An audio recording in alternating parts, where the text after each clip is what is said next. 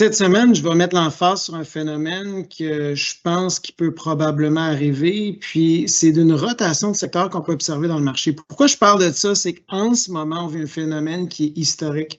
Lorsqu'on regarde le marché américain, le S&P 500, on regarde le nombre de sociétés qui ont participé à la hausse, c'est le plus faible pourcentage des sociétés membres, les 500 sociétés, qui ont effectivement participé à ce rebond. Donc, environ 70 des compagnies inscrites sur le S&P 500 ont un rendement positif.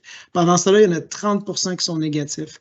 Cet écart-là, dans une période de marché haussier, c'est arrivé seulement une fois depuis 25 ans. C'était durant la bulle technologique. Parce qu'en général, comme vous voyez dans le graphique, lorsqu'on vit des mouvements de marché haussiers, à l'exception de la pandémie qui affectait divers modèles d'affaires de manière différente, mais en général, le marché, quand il est en forte hausse, tout le secteur y participe.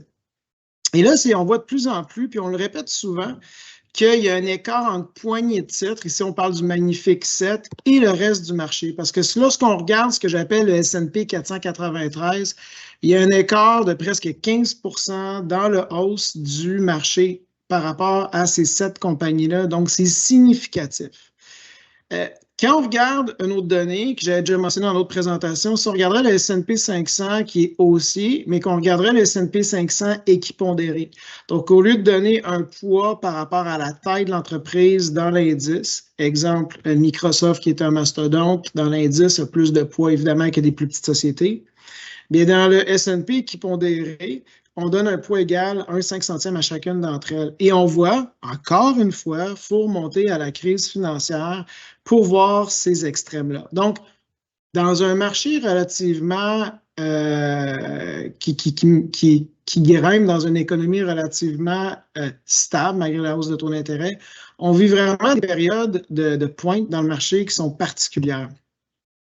Il y a une raison aussi par rapport à ça, puis c'est pas juste irrationnel, évidemment, c'est aussi rationnel, parce qu'on le voit, si on regarde le tableau ici, le Magnifique 7, les tiges bleu marin, c'est que depuis la pandémie, les compagnies étant dans ce modèle d'affaires-là, ils ont vraiment des bénéfices en croissance qui sont phénoménales. Et pendant ce temps-là, le reste de l'économie traditionnelle, bien, il en pâtit. Par contre, ce que certains analystes, et ça reste à voir, on voit finalement que peut-être la croissance des bénéfices va revenir pour ces autres entreprises-là. Comme je l'ai dit, il y a des méga tendances sous-jacentes dans l'économie, j'en parle souvent, et certaines d'entre elles, justement, devraient voir une croissance de leurs bénéfices.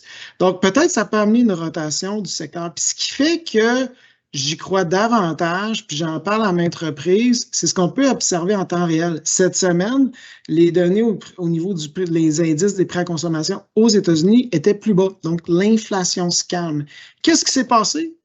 Bien, le Nasdaq, hier, au moment où j'enregistre cette vidéo-là, donc jeudi le 11 juillet, lorsqu'il y a eu cette publication-là, qu'est-ce qui s'est passé? Bien, les titres technologiques, ils ont fléchi. Dans un environnement où les taux d'intérêt semble peut-être baisser parce que l'inflation se calme. Qu'est-ce qui s'est passé par contre? Il y a eu des secteurs en hausse, que ce soit l'industriel, les matériaux ou l'énergie, qui sont très cycliques, qui ont bondi. Donc, qu'est-ce que ça laisse sous-entendre? C'est que peut-être que les investisseurs vont vouloir justement investir dans ce contexte-là où finalement les taux d'intérêt baissent, ils vont favoriser les actions, mais peut-être ça va être d'autres catégories qui vont être favorisées parce que ces sociétés-là n'ont pas suivi la cadence haussière de l'indice technologique. Je vous remercie.